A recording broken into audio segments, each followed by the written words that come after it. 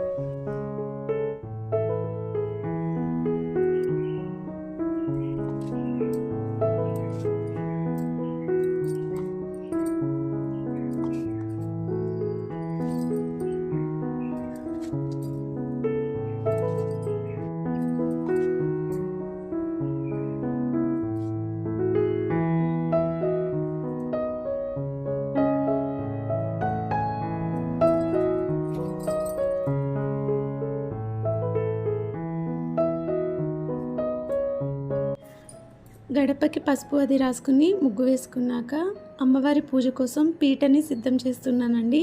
మన పాతకాలం రోజుల్లో ఇలా చెక్కపీట మీదే ఇలా చేస్తూ ఉంటారు. ఇప్పటికీ చేసేవాళ్ళు ఉన్నారు.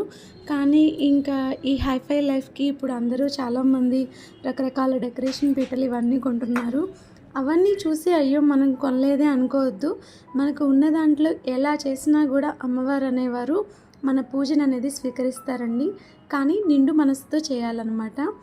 ఇలా చెక్కపీటతో ఇలా పసుపు రాసుకుని వరిపిండితో ముగ్గు వేసుకుని పసుపు కుంకుమతో పెడితే చూడండి ఎంత అందంగా ఉందో.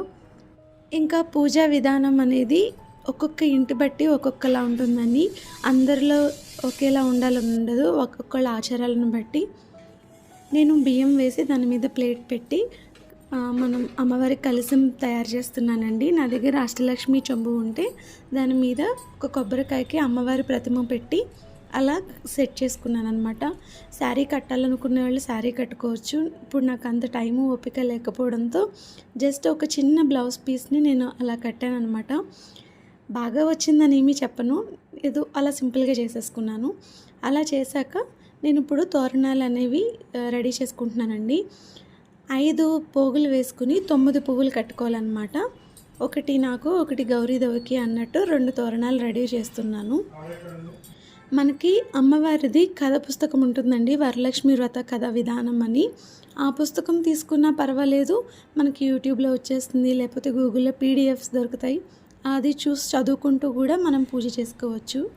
నెక్స్ట్ పువ్వులతో అందంగా ఉండడం కోసం పీటని డెకరేట్ చేస్తున్నాను అనమాట.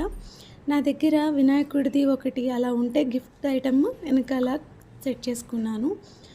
నెక్స్ట్ ఇంకా 1 by 1 అనమాట. మనం పూజకి ఎలా రెడీ చేసుకుంటామో అలా అన్నీ ప్రిపేర్ చేసుకుని దీపారాధన చేసుకుని సంకల్పం చెప్పుకుని ఆచమనం చేసి ఇంకా పూజ అందరి ఇళ్ళల్లో ఎలా చేస్తారో అలాగే చేసుకోవడమే. కానీ ఫస్ట్ మనం పసుపు గౌరీదేవిని చేసుకోవాలండి, అంటే పసుపు వినాయకుడిని. ఈ పూజనే కాదు, ఏ పూజ చేసుకున్నా మనం ఫస్ట్ వినాయకుడిని చేసుకోవాలండి. ఎందుకంటే ఫస్ట్ ఆయనే కదా విఘ్నాలన్నిటికీ అధిపతి. ఎవరి శక్తి మేరకు వాళ్ళు ఒక గోల్డ్ ఐటమ్ అనేది కొనుక్కుంటారండి.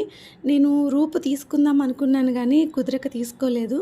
నా దగ్గర లక్ష్మీదేవి రింగ్ ఉంటే ఆ ఉంగరాన్ని పాలల్లో ముంచి శుద్ధి చేసుకున్నాను అనమాట.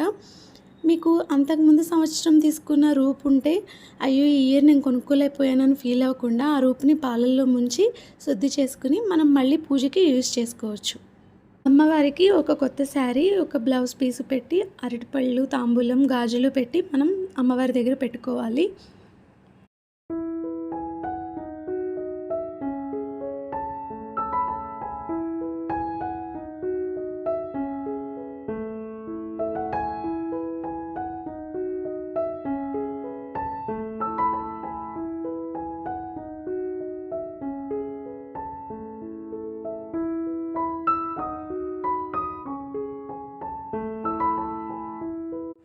ప్రిపేర్ చేసుకున్న ప్రసాదాలన్నీ కూడా అమ్మవారి దగ్గర ఉంచి పూజ అనేది కంటిన్యూ చేయాలండి.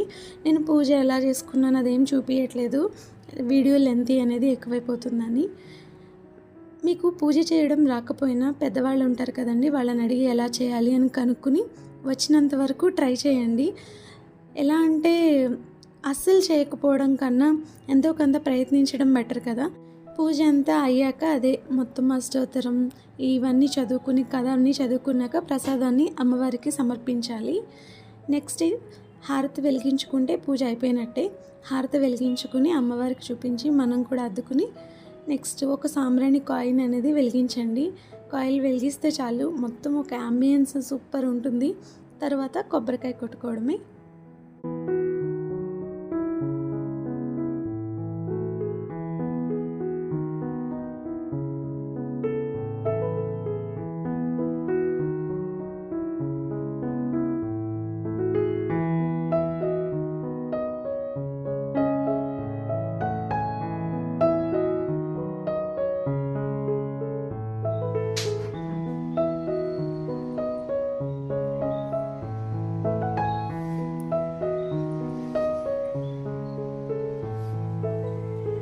నెక్స్ట్ ఒక తోరం అమ్మవారి దగ్గర పెట్టుకున్నాం కదండి, అలాగే మన శారీ మీద కూడా పెట్టుకున్నాం కదా, అది మనం లాస్ట్లో ఇలా కట్టుకుని హస్బెండ్ దగ్గర ఆశీర్వాదాలు తీసుకోవడమే.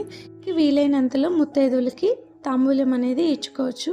లేదు నాకు అసలు వీలవదు అనుకుంటే గౌరీదేవికి ఇచ్చుకున్నా సరిపోతుందండి. ఈవినింగ్ కూడా ఒకసారి స్నానం చేసి దీపారాధన చేసుకోండి, అంతే. ఇలా సింపుల్గా చేసుకుంటే చాలండి, హడావిడి లేకుండా. వీడియో కనుక నచ్చితే లైక్ చేయండి, షేర్ చేయండి, సబ్స్క్రైబ్ చేయండి. Thank you for watching. Bye.